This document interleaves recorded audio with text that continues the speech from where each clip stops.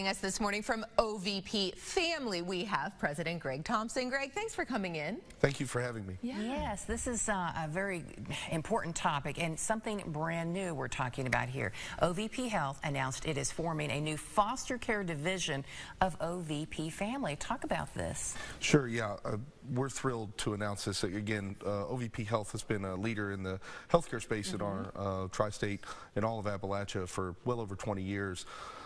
They've always kind of stepped up to meet the needs of the community, right? Whether it be, physical health or dental or, recovery care. And now, if you think about the situation that we find ourselves in, particularly in West Virginia, having more children in out-of-home care than any other state in the union per capita, OVP looked at themselves and said, how can we help make a healthier community? We need to get in the foster care space. Right. And now so, you're doing it. Yeah, so it's been several months. We've kind of been quietly working to get licensure in West Virginia, and we're still working to get licensure in Kentucky and Ohio. Those will come soon hereafter, but very excited to help foster children. Oh, yeah, talk a little bit about, so you're offering the services for foster care and adoption.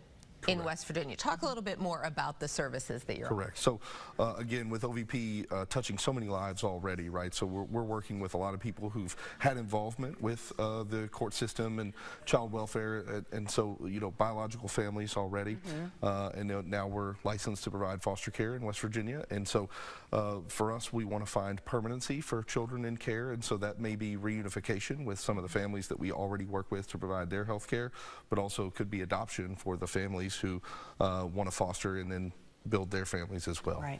Talk to us about the latest numbers. How many children are waiting for foster families? Well, so, that's a difficult number exactly because it changes literally hour by hour, but there are 6,000 plus children in West Virginia in out-of-home care. So that includes foster care, residential care.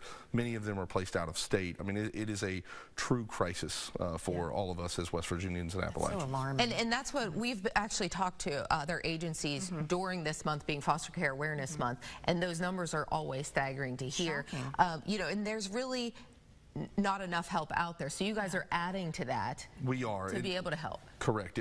So we're adding to the foster care networks, right? But we're doing things a little bit differently in that traditional foster care networks provide foster care, and then they kind of outsource the physical health and the mental health and other things, and we're going to be able to do that all in-house. So OVP's got 6 different offices just in West Virginia for outpatient that provide physical health, mental health. We've got a dental office here in Huntington, so we're going to be able to provide kind of unfettered access and kind of a Disney fast pass to health care to the children who come in from abused and neglected situations, so that we can wrap around them with true wraparound care and ultimate health care. So it sounds like you're going to be able to help them even faster. Much faster. Get the help they need. And this will be a benefit to our foster families, right, who often find difficulty in, they get a new child in their home, and it's, it's chaotic and exciting, but, they've got to schedule appointments and do all kinds of things. We'll be able to cut through a lot of the difficulties that they face and make sure that fostering is easier for them.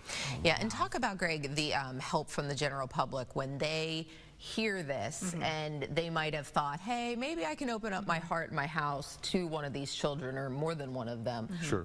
What do they, how would you encourage someone to really become a foster parent? I think there are probably lots of people who have open hearts and open minds and maybe even open beds in their home, right? I'm sure there are a lot of people thinking about it, and they hear these stories and take the leap. Make the call, right? So our contact info, I'm sure, is, I can see there on the screen. Call us. We'd be happy to talk you through it. But also, know that you're not alone. It seems scary to, should I do this or should I not do this? You'll have a team of people from mental health, physical health, and social services around you 24 hours a day. We'll literally be here. We'll answer calls 24 hours a day. We will make sure that you are supported and have all the resources you need to be successful. And don't you all have some classes even coming up? We do. We'll be beginning our foster parent trainings here in June. We're very excited about it. Oh, I can imagine that is very rewarding. Yes. I tell you, I've lived 42 years on this earth. There's nothing more rewarding than finding a child a permanent, positive, stable, and happy place to live. It's wonderful. Well, it is nice to hear there's more services out there. So we appreciate you coming in and talking to us about it. Thank you so much. In the Indy